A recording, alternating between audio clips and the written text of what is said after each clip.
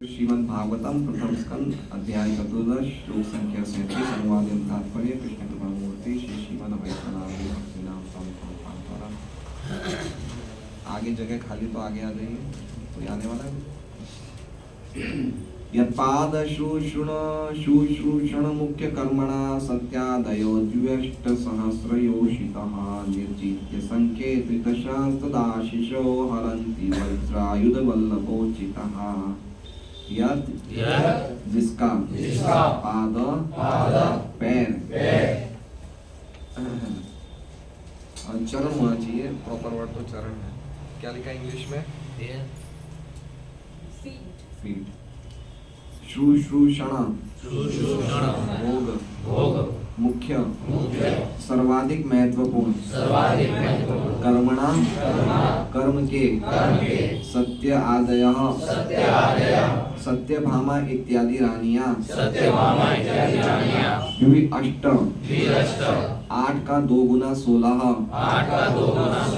सहस्र हजार योषितः स्त्रियां निर्जित्य दमन करके संख्ये युद्ध में त्रिदशान स्वर्ग के निवासियों को तद आशीष देवताओं द्वारा भोग्य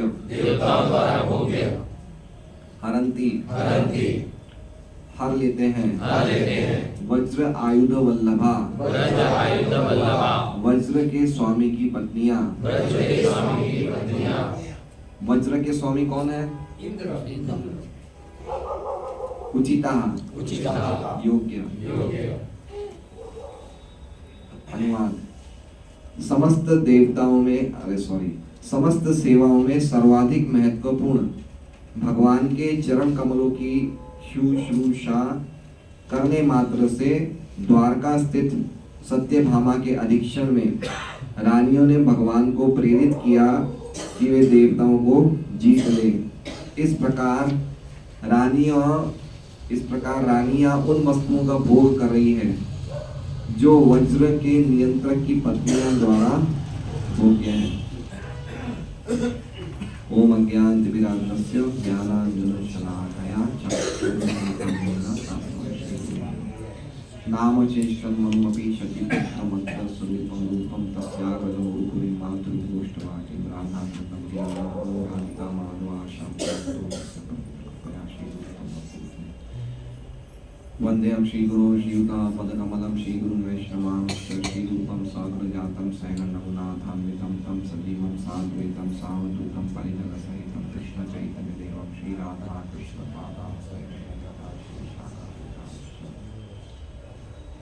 गुरु वैष्णव भगवान तीन स्मरण हय विघ्न विनाशम अनायास होय निजवांछित पूर्ण। हरे कृष्णा कृष्णा कृष्णा हरे हरे हरे राम राम राम हरे। तो सभी भक्तों का स्वागत है। आज एकादश के हिसाब से लगता है भक्त ज़्यादा आए हैं। अच्छा है, रोज ही आना चाहिए, लेकिन एकादशी के हिसाब से भक्त ज़्यादा है तो ये भी अच्छी बात है। तो कल हमने देखा कि युधिष्ठिर महाराज कैसे ये 4 श्लोकों में, अपने मोबाइल सब साइलेंट कर दीजिए। युधिष्ठिर महाराज कैसे ये श्लोक संख्या 34, 35, 36, 37 और 38 इसमें भगवान के बारे में पूछ रहे हैं अर्जुन से, और ये भी बताना चाहते हैं कि मेरा उनके बारे में उनकी कुशलता का पूछना उचित नहीं है, क्योंकि भगवान के रहने मात्र से सभी यदुवंशियों का और सभी द्वारका के निवासियों का परम कल्याण हो रहा है। तो वो मेरा पूछना सही नहीं है, क्योंकि जिनके रहने मात्र से लोगों को सुख मिल रहा है तो स्वयं भगवान की तो बात ही क्या है। तो वो हमने श्लोक कल देखा था। क्या श्लोक था? मंगलाय च लोकानां क्षेमाय च भवाय च आस्ते यदु कुलाम्बोधाव आद्यो नंत सखपुमान।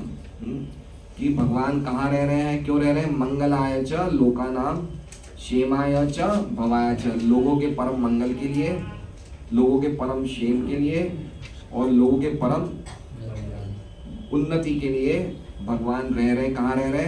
आस्ते कुलाम्बोधाव, यदु कुलाम्बोधाव, यदु कुल के सागर जैसे परिवार के बीच में रह रहे हैं। जैसे यदु कुल का जो जो कुटुंब है कैसा है? सागर की तरह विस्तारित है। आस्ते यदु कुलाम्बोधाव कौन रह रहे हैं? आद्योनंत सखपुमान। आद्यो मतलब ओरिजिनल अनंत, अनंत मतलब बलराम। ओरिजिनल अनंत कौन है? बलराम। आद्य मतलब आदि, अनंत मतलब आदि अनंत बलराम। सखह पुमान, बलराम के साथ पुमान, पुमान मतलब ओरिजिनल एंजॉयर मतलब कृष्णा, है ना। तो क्या सुना था पहले श्लोक में, 35वें श्लोक में, कि भगवान जगत के लोगों के परम मंगल के लिए, परम क्षेम के लिए, उनकी उन्नति के लिए श्री बलराम जी के साथ यदुकुल रूपी सागर में विराजमान है।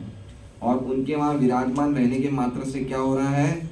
यद बाहु दंड गुप्तायाम, जिनकी दंडे जैसी बाहुएं हैं, भुजाएं हैं, उनके द्वारा सुरक्षित हो रहे हैं। कौन हो रहे हैं? सौपुरियाम यदवोर्चिता, जो उनके नगर में रह रहे हैं, यादव रह रहे हैं, वो इतने ज़्यादा सुरक्षित हो गए हैं, भगवान के भुजाओं के अंदर सुरक्षित रह के इतने ज़्यादा निडर हो गए हैं कि उनकी पूजा कौन करने के योग्य हो? किसके द्वारा योग्य हो गए? पूजित होने देवताओं के द्वारा भी हो गए। और इस प्रकार उनकी इतनी शक्ति उन्हें मिल गई कि देवता भी उनको पूजा कर रहे हैं। तो क्या कर रहे हैं वो? क्रीडंती परमानंदम, वो भगवान के परम आनंद में, भक्ति के परम आनंद में आनंद ले रहे हैं। कैसे ले रहे हैं? महापौरुषिका एवं, जैसे वैकुंठवासी भगवान के धाम में भगवान नारायण की सेवा में आनंद लेते हैं, उसी प्रकार द्वारकावासी भगवान कृष्ण की दंडे जैसी भुजाओं के संरक्षण में रह के जो देवताओं द्वारा योग्य बन चुके हैं, पूजित योग्य बन चुके हैं, वो आनंद ले रहे हैं। ठीक है, तो कैसे आनंद ले रहे हैं? भगवान की बाहुओं से सुरक्षित होके। ठीक है, अब किसके बारे में बता रहे हैं आज के श्लोक में? भगवान की रानियों के बारे में बता रहे हैं। यदुवंशी भगवान की बाहों से सुरक्षित हो रहे थे और द्वारका की रानियां भगवान के चरणों से सुरक्षित हो रही थी। भगवान के बाहों में और चरणों में कोई अंतर नहीं है, क्योंकि भगवान तो अद्वय है, उनके तो कोई भी अंग कोई दूसरे अंग का कार्य कर सकते हैं। लेकिन किस प्रकार द्वारका की रानियों को जो सुविधाएं मिल रही है, जैसे हम लोग ये वर्णन कर रहे हैं कि यदुवंशियों को क्या क्या सुख मिल रहा है भगवान के रहने मात्र से। तो कल यदु को क्या सुख मिला? क्या देखा? क्या सुविधाएं मिली उन्हें? देवताओं के द्वारा पूजित हो रहे हैं, परमानंद में रमण कर रहे हैं, है ना। और क्या क्या उनकी कैसी स्थिति है? वैकुंठ वासियों की तरह। तो यदुवंशियों का सुख कल हमने देखा। आज द्वारका की रानियों को क्या मिल रहा है वो आज हम चर्चा करेंगे। ठीक है, तो क्या कह रहे हैं? यत्पाद शूर्षुण मुख्य कर्मणा। यत मतलब, यत कौन हुए? जिन भगवान कृष्ण के भुजाओं की हमने पिछले श्लोक में चर्चा करी। तो यत का मतलब क्या हुआ? उन श्री भगवान के, यत का मतलब क्या हुआ? उन श्री भगवान के पाद, पाद मतलब चरण कमल, उन श्री भगवान के चरण कमल की शुश्रूषणा, शुश्रूषणा मतलब चरण कमल की सेवा करके। तो चरण कमल की सेवा करनी चाहिए, नहीं करनी ही नहीं चाहिए, ये मुख्य कर्मणा है, ये उनका मुख्य कर्म था। मेन एक्टिविटी, मेन सर्विस क्या है? भगवान के चरणों की सेवा करना। कौन कर रहे थे? तो कह रहे हैं सत्यादयो। सत्य मतलब सत्यभामा, भगवान की एक रानी का नाम सत्या भी था, लेकिन ये सत्या जो है वो सत्यभामा है ना। एक सत्या भी था, उनके दो नाम थे, सत्या और उसी का नाम नागनजीति भी था। लेकिन ये जो सत्या है वो कौन है? सत्यभामा। सत्यादयो, सत्यभामा और आदयो, आदयो मतलब एक्सेट्रा एक्सेट्रा, एक्सेट्रा मतलब इत्यादि, मतलब सत्यादयो के, सत्यादयो हेड थी और उनके साथ बाकी 16,000 रानियों का वर्णन आ गया। सत्यादयो क्या लिखा है? द्वि अष्ट सहस्र योषित। द्वि मतलब दो, अष्ट मतलब 1, 8, 2 को 8 से मल्टीप्लाई कर दे तो कितना हो जाएगा? 16।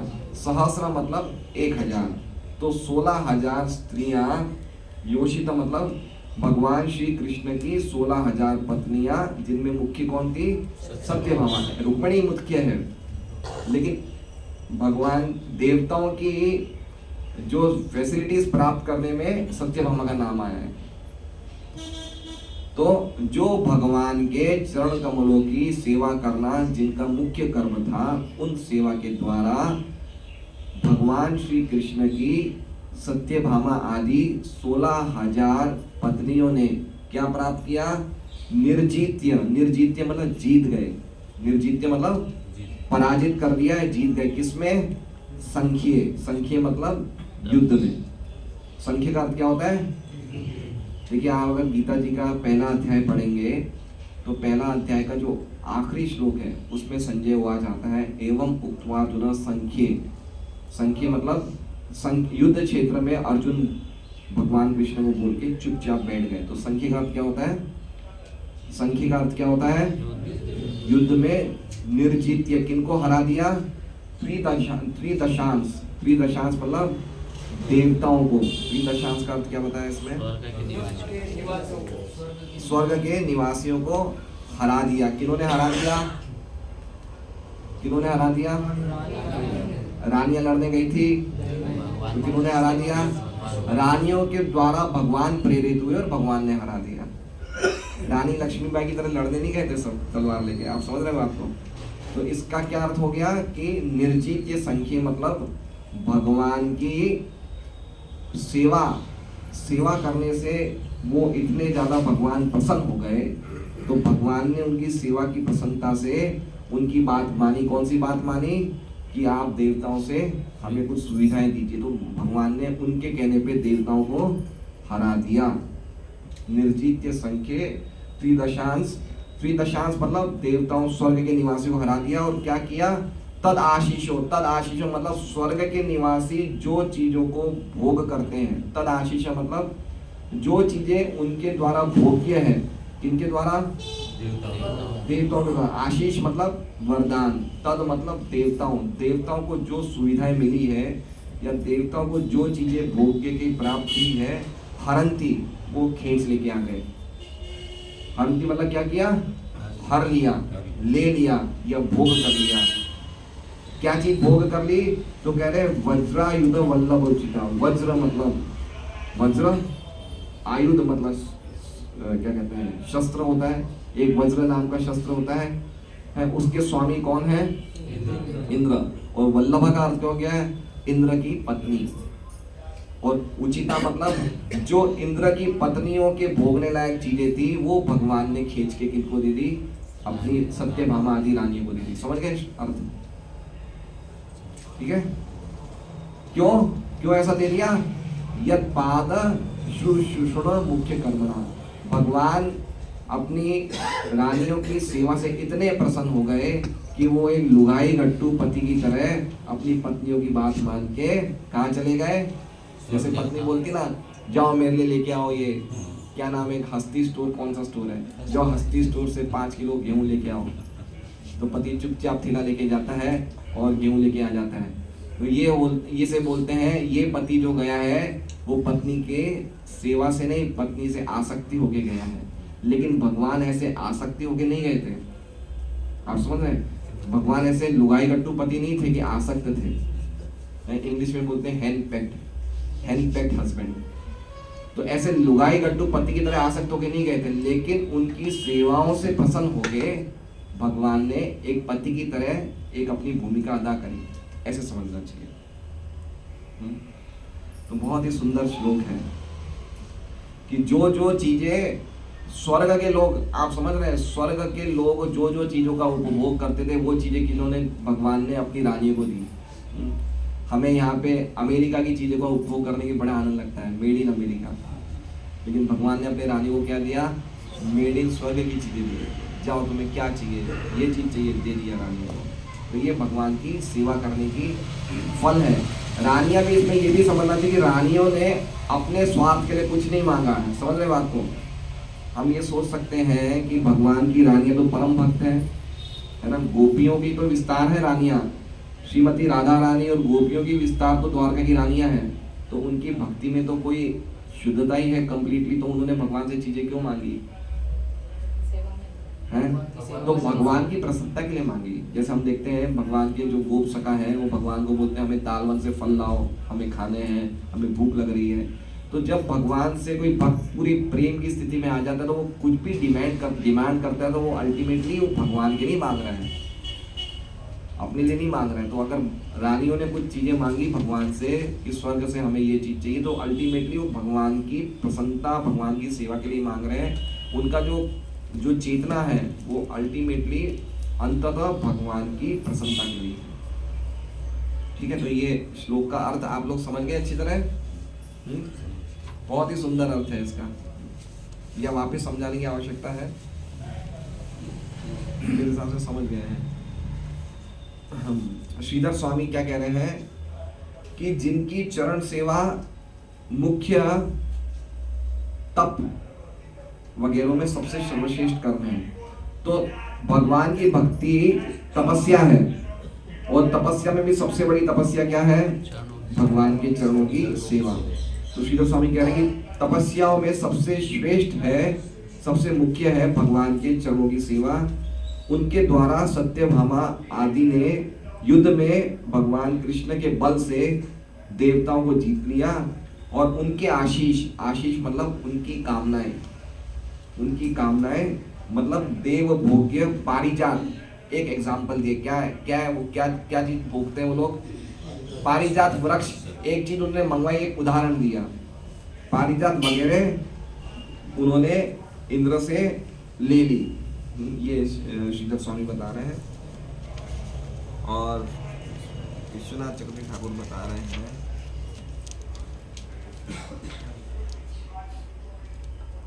कि देवताओं को परास्त करना, त्रिदशान मतलब देवताओं को परास्त करना मतलब इन कृष्ण की शक्ति के द्वारा परास्त किया। स्पष्ट कर रहे हैं कि डायरेक्ट रानियों ने देवताओं को परास्त नहीं किया। निर्जीत्य संख्या का अर्थ क्या हो गया? भगवान श्री कृष्ण की शक्ति के द्वारा रानियों ने देवताओं को परास्त किया, तो देवताओं को परास्त भगवान ने किया। और तद आशीषा का अर्थ बता रहे हैं पारिजात। क्या बता रहे हैं? तद आशीषा मतलब देवताओं द्वारा भोग्य करने की वस्तु है, तो उसमें एक पारिजात फूल है, वो देवताओं का था। और व्रजायुध वल्लभा का अर्थ क्या बता रहे हैं? इंद्र की पत्नी शची देवी। प्रभुपाद ने अर्थ बताया इंद्र की पत्नियां, और विश्वनाथ चक्रवर्ती बता रहे हैं कि इंद्र की पत्नी शची देवी। तो हो सकता है और भी उनकी पत्नियां होगी, लेकिन जो मुख्य पत्नी थी वो कौन थी? शची देवी। अब देखिए हम प्रभुपाद जी का तात्पर्य पढ़ते हैं, जिसमें प्रभुपाद जी सत्यभामा का इंट्रोडक्शन दे रहे हैं।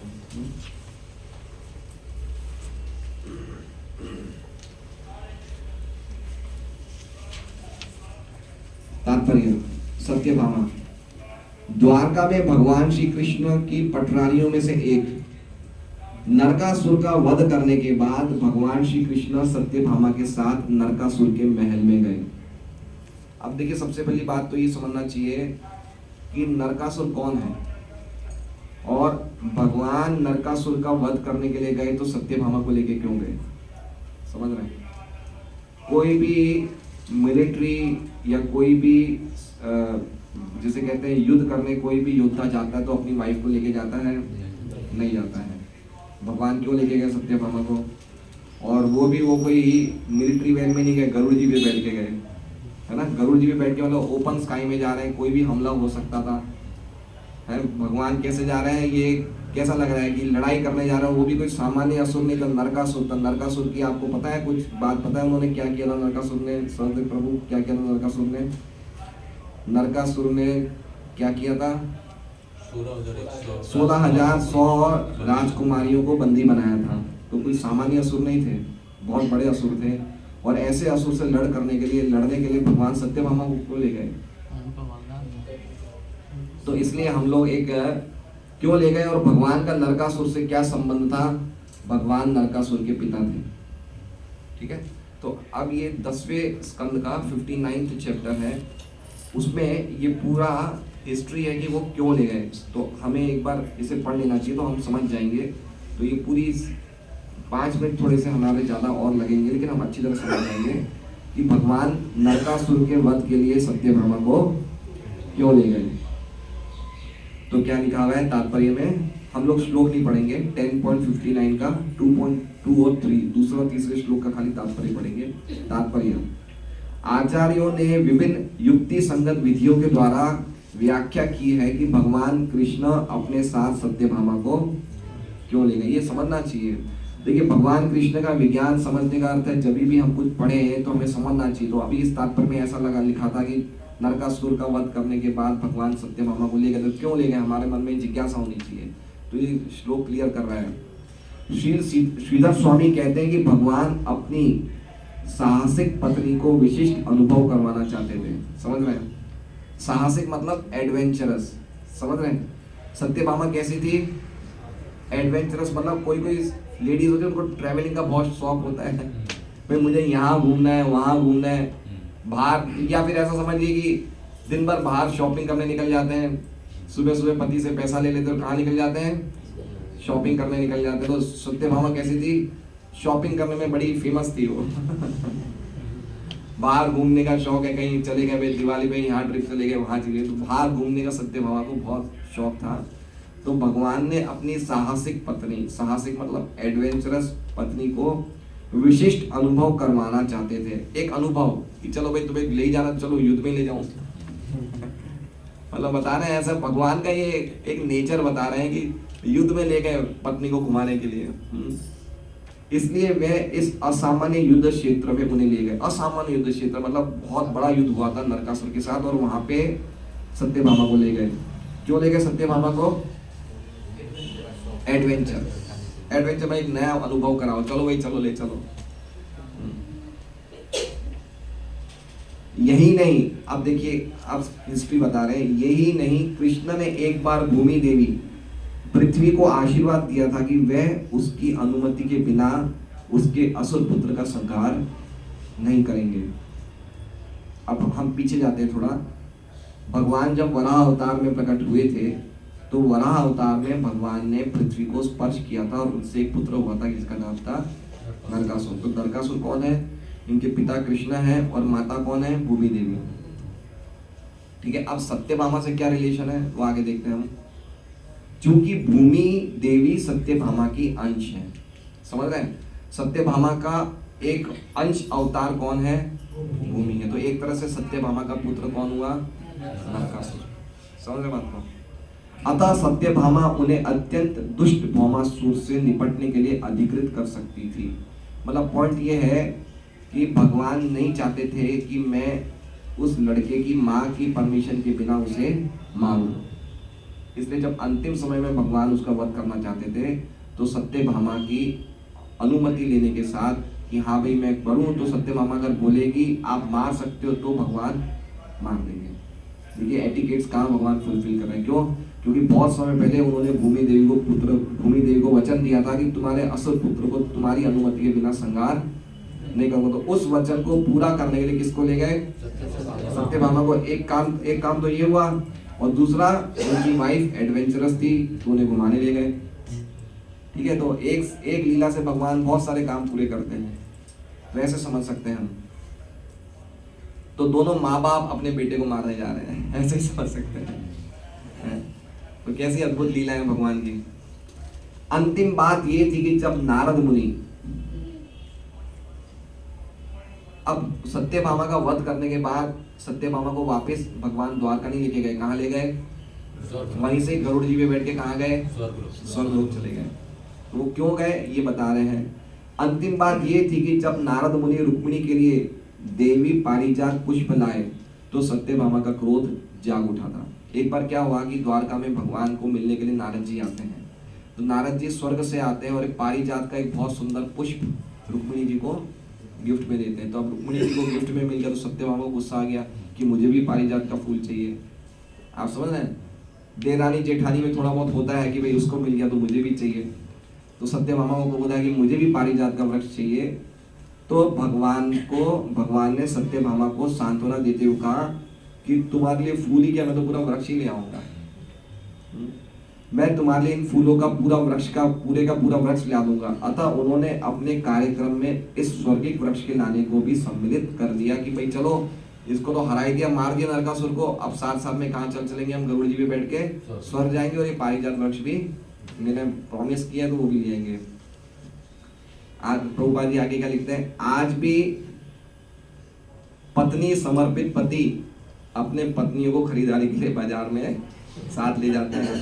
अतः भगवान कृष्ण उस स्वर्गिक वृक्ष को लाने के लिए सत्यभामा को स्वर्गलोक ले गए। साथ ही वे उन वस्तुओं को भी वापस लाने और उन्हें उनके असली मालिकों को लौटाने के लिए वहां गए थे, जिन्हें भौमासुर चुरा ले गया था। अच्छा, भौमासुर और नरकासुर में क्या संबंध है? एक ही है।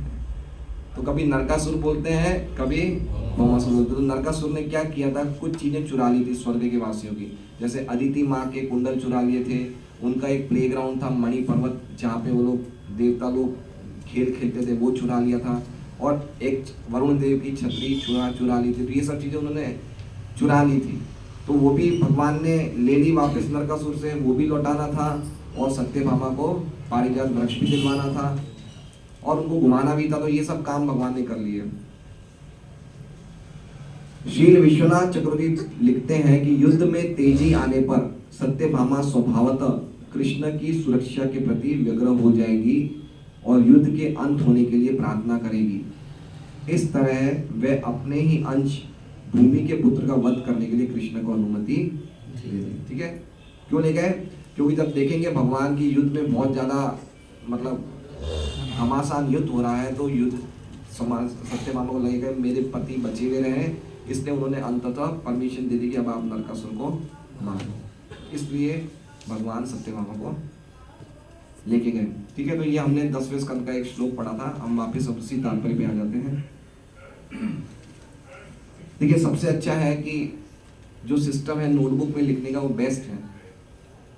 अगर हम डेली भागवतम करते हैं तो हम रोज कितनी चीजें सुनते हैं जो पहली बार सुन रहे हैं या नई नई सुनते हैं, तो हम कितना सुन पाएंगे, कितना हम सुन के मनन कर पाएंगे। तो अच्छा है कि हम लोग, जो लोग नोटबुक में लिखते हैं, वो बहुत अच्छी प्रैक्टिस है, तो बहुत अच्छा है।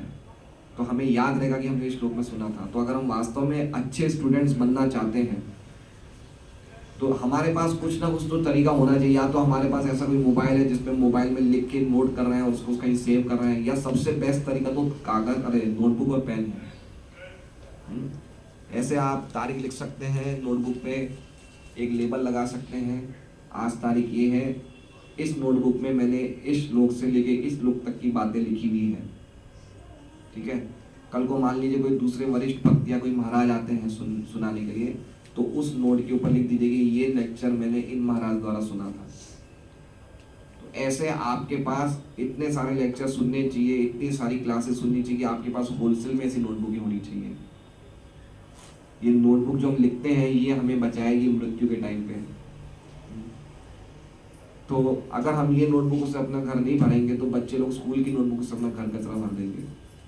इसलिए ये नोटबुक बहुत इंपॉर्टेंट है, बहुत इंपॉर्टेंट है। सिस्टम बनाइए, बहुत सिस्टम बनाइए कि ऐसे हमने अलग अलग तारीख में ये लेक्चर सुना, ये सब होना चाहिए। कभी आगे ऐसा भी समय आ सकता है कि आपको उस श्लोक पे कभी लेक्चर देना पड़े, तो आपके पास पूरा सोर्स होना चाहिए कि मैं क्या बोल सकता हूँ।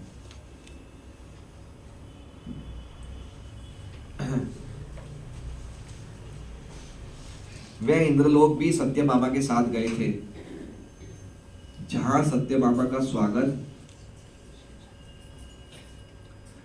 शची देवी द्वारा हुआ, जिन्होंने देवों की माता अदिति से उनका परिचय कराया। अदिति सत्यभामा से अत्यंत प्रसन्न हुई और उन्होंने वर दिया कि जब तक भगवान कृष्ण पृथ्वी पर है तब तक वह तरुणी बनी रहे। अदिति ने मतलब ये बताया कि स्वर्गलोक के निवासियों के पास क्या क्या सुविधा है। स्वर्गलोक में एक तो कोई बूढ़ा नहीं होता है, समझ रहे हैं? स्वर्गलोक में खाली जन्म होता है, मृत्यु होती है। कोई बूढ़ा नहीं, कोई बीमारी नहीं, कोई दुर्गंध नहीं पसीने की, कोई इस प्रकार की चीजें नहीं।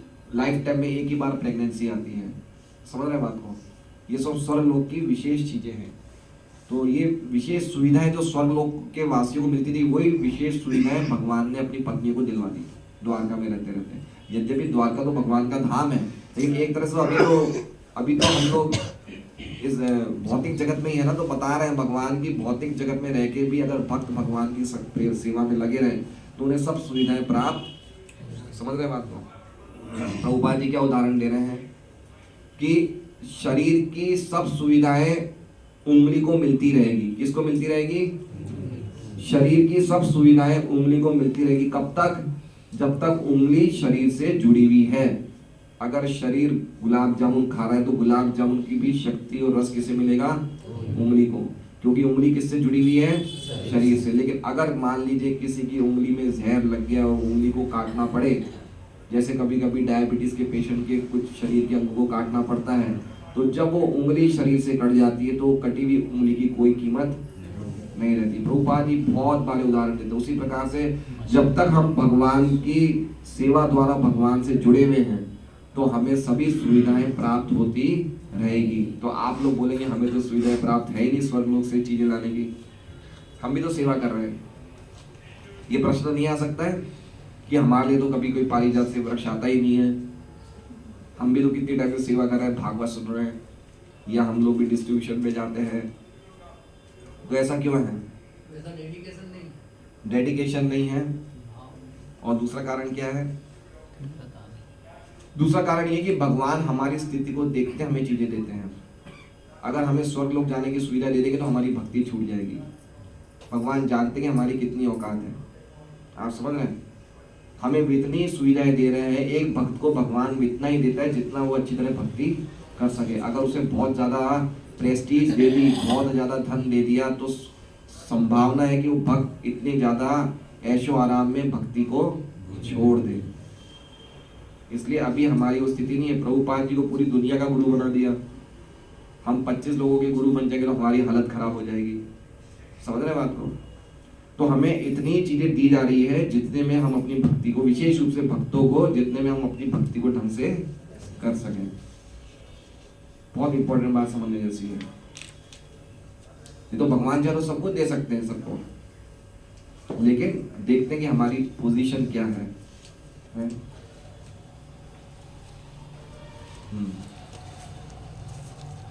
अदिति सत्यभामा से अदिति ने उन्हें स्वर्गलोक में देवताओं द्वारा भोग्य सारी वस्तुएं भी दिखलाई। जब सत्यभामा ने पारिजात पुष्प देखा तो उन्होंने उसे द्वारका स्थित अपने महल में ले जाने की इच्छा व्यक्त की।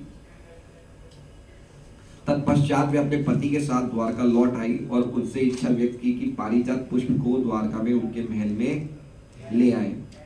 सत्यभामा का महल बहुमूल्य रत्नों से विशेष रूप से सुसज्जित किया गया था और ग्रीष्म ऋतु में भी महल का भीतरी भाग शीतल बना रहता था। ये द्वारका का ऐश्वर्य है कि गर्मी में भी महल के अंदर क्या था? शीतलता थी, मानो वातानुकूलित हो।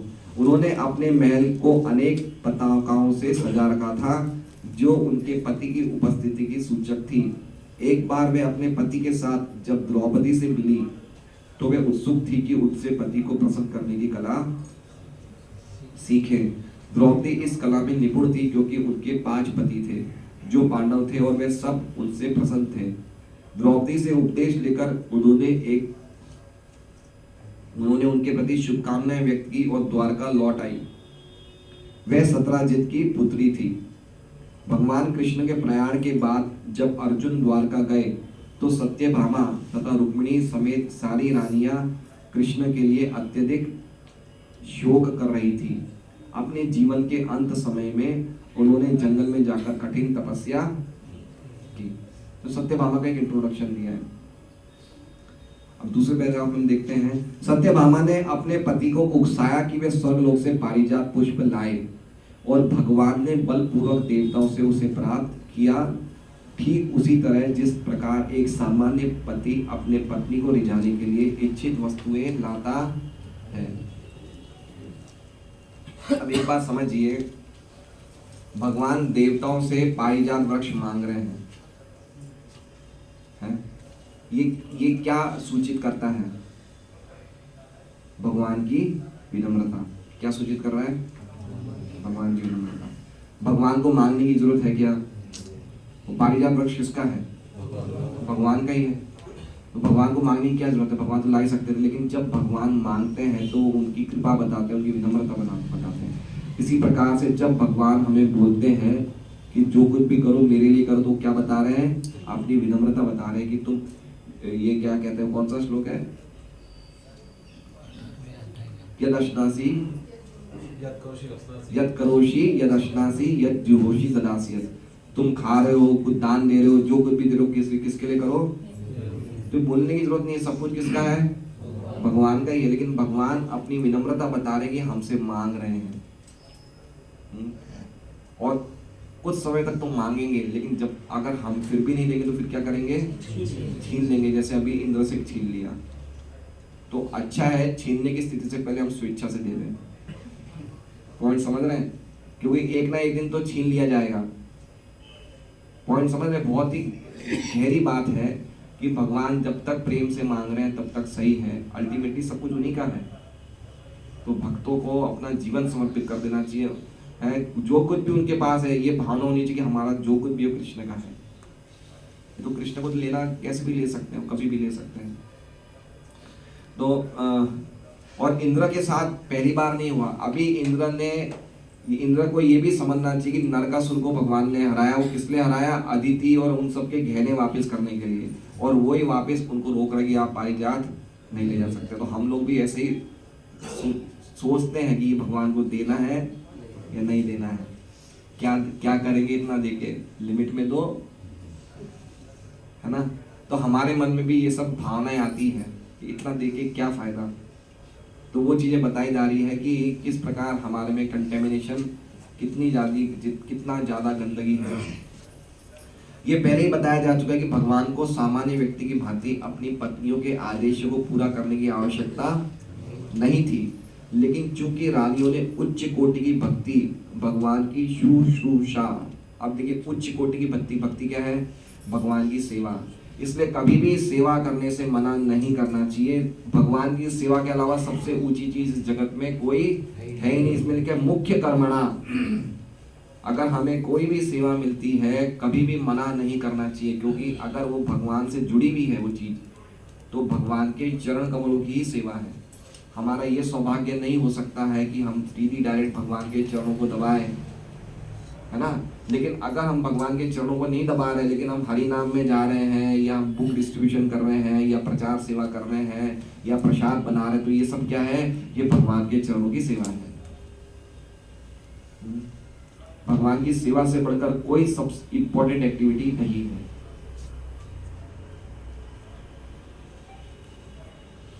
भगवान की शुश्रूषा करना स्वीकार किया था, अतः भगवान भी आज्ञाकारी पति की भूमिका निभा रहे थे। समझ रहे हैं? वो अटैच नहीं है कोई भी पत्नियों से, खाली एक भूमिका निभा रहे कि चूंकि उन्होंने मेरी इतनी सेवा करी तो उनकी बात मैं मान लेता हूँ। पृथ्वी का कोई भी व्यक्ति स्वर्गलोक की कोई वस्तु, और वो भी पारिजात पुष्प प्राप्त करने की बात सोच भी नहीं सकता है, क्योंकि उसका उपयोग केवल देवता करते हैं। लेकिन भगवान की आज्ञाकारिणी पत्नियां होने के कारण रानियों को भी स्वर्ग के निवासियों की पत्नियों जैसा विशेषाधिकार प्राप्त था। दूसरे शब्दों में भगवान अपनी सृष्टि की प्रत्येक वस्तु के स्वामी है। अतः द्वारका की रानियों के लिए ब्रह्मांड की किसी भी दुर्लभ वस्तु को प्राप्त कर पाना आश्चर्यजनक नहीं था। श्रीमद् भागवतम की जय। तो बहुत ही अद्भुत श्लोक है। हम लोग रोज एक श्लोक पढ़ के उसी श्लोक के अनुसार अपना जप कर सकते हैं। एक एक श्लोक में इतने भक्ति के इतने गहरे अर्थ है कि हम लोग कैसे जप कर सकते हैं। तो हमारी जो भक्ति और हमारे जो हरिनाम होना चाहिए वो शास्त्रों के आधार पर होना चाहिए। भक्तियाँ शुद्ध ग्रहित, जो हमने सुना है उस पर आधारित हमारी भक्ति होनी चाहिए। एक पॉइंट तो ये। दूसरी पॉइंट ये कि अब कुछ समय के लिए हम लोग भागवतम क्लास नहीं रख पाएंगे, क्योंकि भक्तों को सुबह सुबह डिस्ट्रीब्यूशन में जाना होता है। तो आज हमारा 1 महीने के लिए शायद विराम रहेगा, क्योंकि सुबह सुबह बहुत भागा दौड़ी हो जाती है। तो आज हम लोग फिर अगली भागवतम क्लास के लिए व्हाट्सएप में कर देंगे कब होगी। तो आज हम लोग सब डिस्ट्रीब्यूशन में जाएंगे, आप लोग भी जाइए। ये प्रभुपाद जी का आदेश है कि घर घर में जाके ग्रंथों का प्रचार करिए। क्या है? शुश्रूषण मुख्य कर्मणा। भगवान की सेवा क्या है? ये हर भक्त का मुख्य कर्म होना चाहिए। कुछ निवेदन है जो भक्त प्रचार में जाते हैं। एक तो कोई ज्यादा फोर्स मत करिए, ठीक है? जैसा महाराज ने कहा कि फोर्स कर सकते हैं, प्रेशर कर सकते हैं, लेकिन एक लिमिट में। कभी कभी हम बहुत ज़्यादा फोर्स करते हैं, तो पहले हमें देखना चाहिए कि हम जिस घर में जा रहे हैं वो व्यक्ति का मूड कैसा है, वो सुनना चाहता है, सुन रहा है आपसे। अगर